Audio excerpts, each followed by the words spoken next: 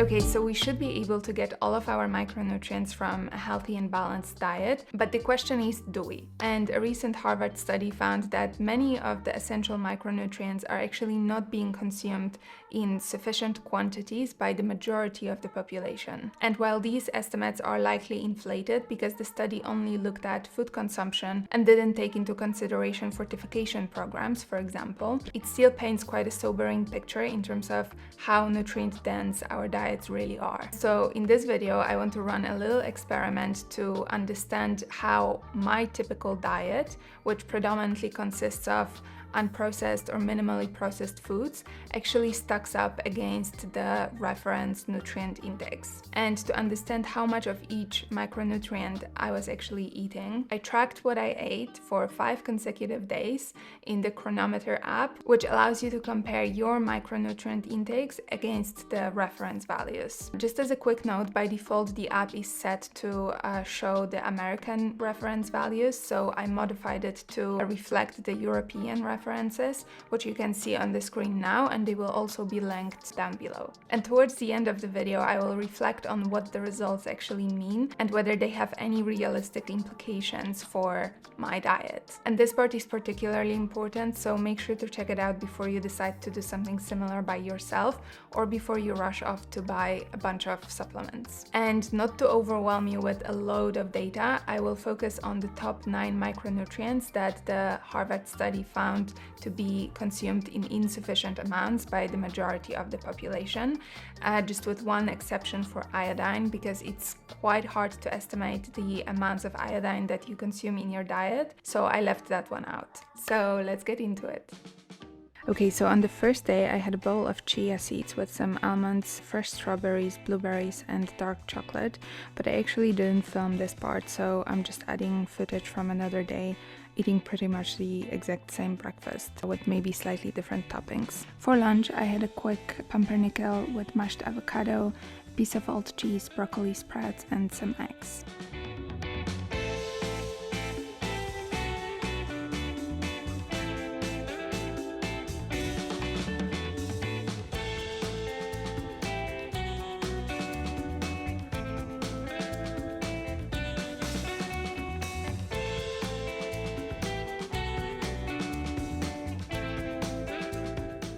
As a snack, I had some cottage cheese, an apple, and also banana, dark chocolate, and walnuts on the run, which I actually didn't show here. And the dinner was incredible. It was a sort of Italian-inspired dish. So here I placed the cherry tomatoes on a baking sheet with some garlic and olive oil and baked them until they became all soft and mushy. In the meantime, I prepped some chicken. I just seasoned it with salt and pepper and grilled it on both sides. And then I actually realized that the chicken I cooked wasn't the freshest, so I prepared another batch in the pan. Once the tomatoes and garlic were cooked, I made this creamy ricotta garlic paste just by basically mixing ricotta with the cooked garlic that becomes so soft you can just easily squeeze it out of the shell. In the meantime, I cooked some gnocchi, which we get in a nearby French store. They have a selection of fresh pastas and it's always super good, almost as if you made it yourself at home. Once the gnocchi were ready, I mixed them with the baked and juicy tomatoes and served it with the ricotta cream and chicken. It was absolute perfection. The tomatoes were slightly sweet, which balanced really nicely with the slightly sharper flavor of the ricotta cream. It was super creamy, juicy, and absolutely delicious. Definitely will make it again. And that was Monday. So on the screen you'll see how this day stacks up against the different micronutrient reference values. So it seems like even though my full day of eating was balanced and quite colorful, I'm not quite close to the reference values of iron, calcium, or vitamin A. Day 2 started with a similar breakfast. I've been eating this chia bowl on repeat pretty much every day recently. There's some Greek yogurt, chia, fresh berries, a handful of almonds, and dark chocolate. For lunch, I made egg patties inspired by Polish cuisine. My grandma would often make a variation of these when I was small, and I felt like recreating these using a recipe from a Polish blog that I will link below. I first boiled the eggs. They should have been hard-boiled, so I could have kept them on a little bit longer, but that's also fine. I mashed them into a sort of paste, and I could have been a little bit more thorough here to make sure that the paste is fine enough to actually keep the shape later when I make the patties. I then mixed it with 1 raw egg and some breadcrumbs to make the paste a little bit thicker, and as the last step added some fresh dill and formed into small patties.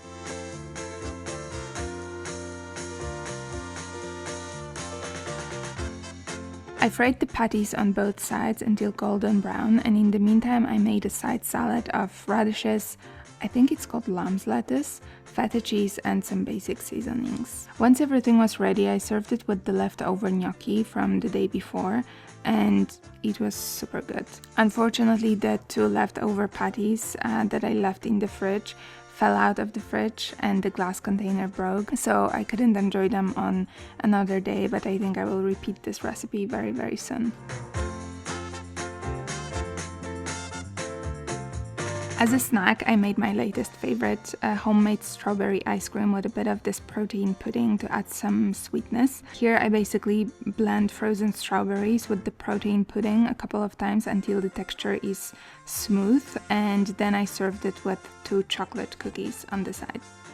For dinner, I assembled a quick bowl made of different leftovers. So I chopped some cherry tomatoes, added some salad. I also reheated leftover minced beef from last weekend and prepped some quick sweet potato fries, and also made like a quick yogurt garlic dressing to serve with the bowl.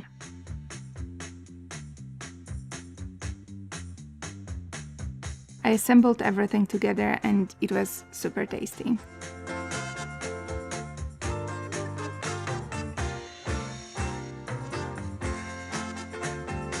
And here's the micronutrient wrap-up of the day.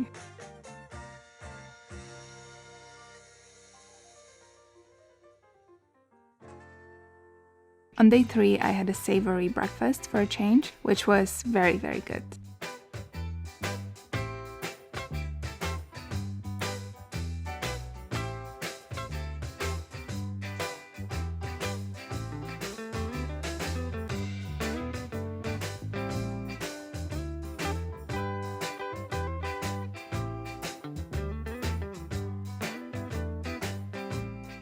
As a quick snack between meals, I had some Greek yogurt with cinnamon, and later I had another larger snack of chia seeds with this protein pudding, banana, berries, almonds, and I had it all while doing some work.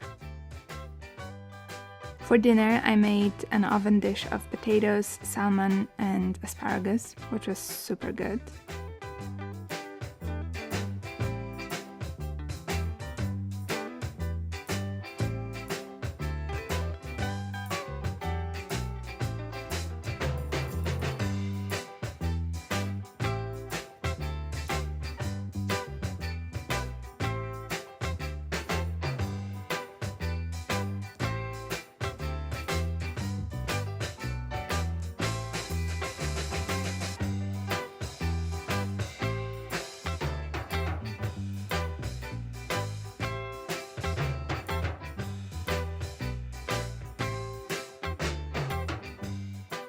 And later also had a sweet treat as a dessert. And here's the micronutrient breakdown for day 3.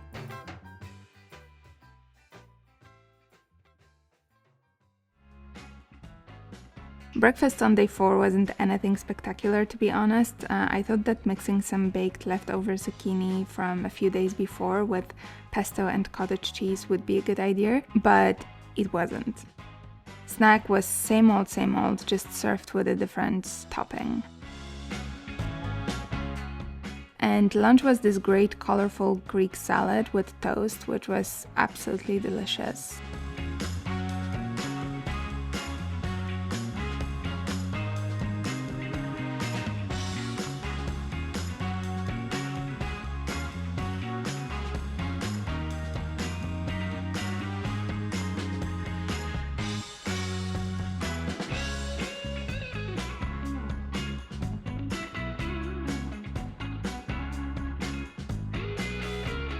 for dinner, Mark made some chili con carne with chicken mince, peppers, beans, and tomato sauce, which we had with a tortilla, some Gruyere cheese, Greek yogurt, and avocado. And I also had a small side of salted crisps and a salad. Super good. And here's the micronutrient breakdown for the day.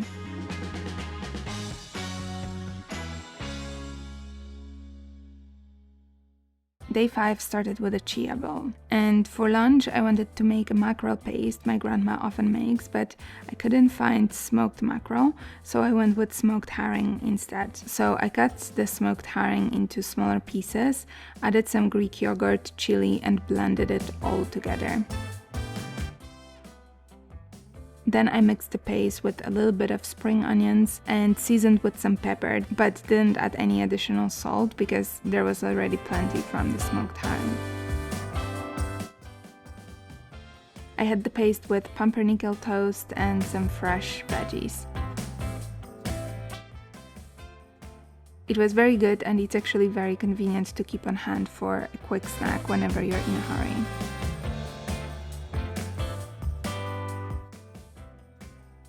And then on Friday evening, we went to our favorite burger place.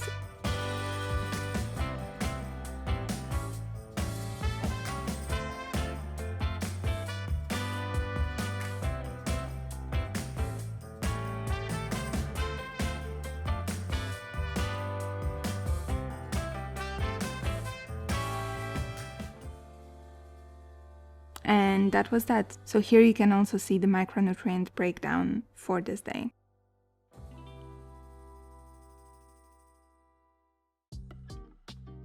Okay, so that was the full week, and towards the end of it, I took an average of my micronutrient intake to get a little bit more objective representation of how much I consume in the span of a week. Based on these results, we can see that my fairly varied and quite colorful diet helps me eat either at or even above the reference values for all of the vitamins that we looked at. But at the same time, we can see that my intake for all of the minerals, so calcium, iron, and zinc, is actually below the reference values. Now, what does that really tell me? Does that mean that I'm deficient? Or even if I'm not deficient, does it mean that I'm not eating enough of these micronutrients? The short answer might surprise you, and it's actually no.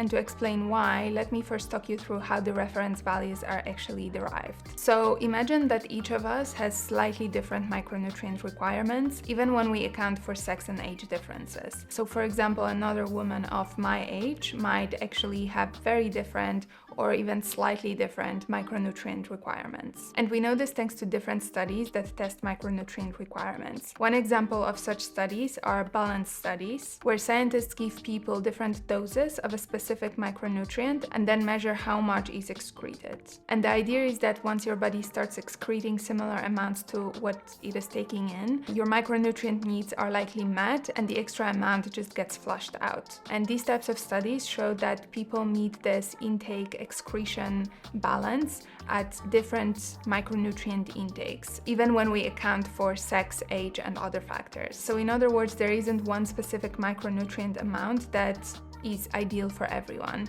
and each one of us has slightly different needs. So given this individual variability, from a public health standpoint, how would you approach creating a guideline that works for the majority of the population and ensures that the majority of the population actually have their needs met? And to answer this question, let's say that we will plot the full range of how much of a specific micronutrient different people might need. So within this range, some people will definitely fall on the lower end, some people will definitely need much more than that, and the majority of us will probably fall somewhere in between. And when researchers looked at this, they actually found that the number of people that need a specific amount of micronutrient follows a normal distribution, or what you might recognize as a bell curve. And that means that the needs for a particular nutrient for most of us will fall at around this point or range. Some of us will need a bit more or a bit less, and just a few of us will fall at the extreme sides of the range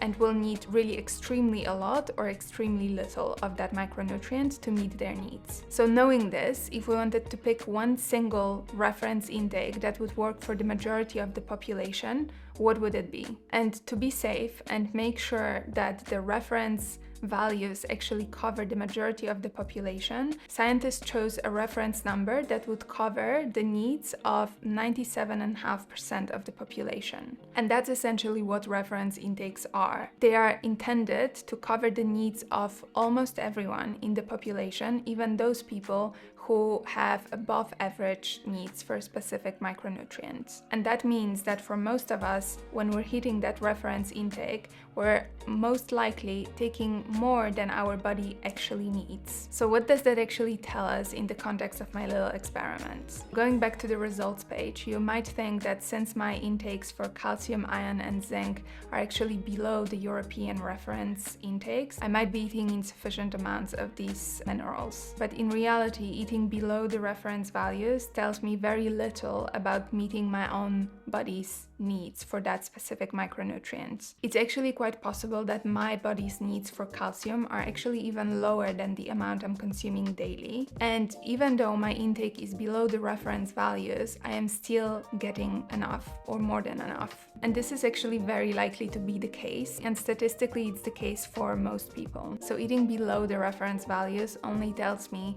that I'm eating less than the people who require really a lot of that micronutrient. And it's quite unlikely that I'm one of them. But if I really wanted to be almost 100% sure that I am getting what my body needs, I would indeed move a little bit closer or even exceed the reference nutrient intakes by a little bit. If I wanted to do that, I would first focus on incorporating foods that are high in a specific micronutrient. So for example, to boost my calcium intake, I could focus on incorporating more calcium-rich foods into my diet, increasing how much dairy I eat or how much old cheese I eat, or drinking more highly mineralized water. But once again, even with my intakes as they are, I am likely meeting and exceeding my body's requirements for calcium. And you might wonder how to actually figure out your real body's requirements. And that's a very tricky question. If you're eating at recommended nutrient intakes or even close to them, you're still most likely getting enough of that particular micronutrient. Some people though believe that more is better, and they take a myriad of different supplements that don't necessarily have a positive effect on their health. And just to give an example, there's an old meta-analysis that actually correlates supplementation with antioxidants, like with vitamin E, for example, with higher all-cause mortality, so basically the risk of dying from any cause. And that's definitely not an outcome that we're going for. While supplementation can be a good idea in some situations, it's best not to self-supplement if you don't really know what you're doing. That was it for this week. I hope you enjoyed, and I will see you in the next video. Bye.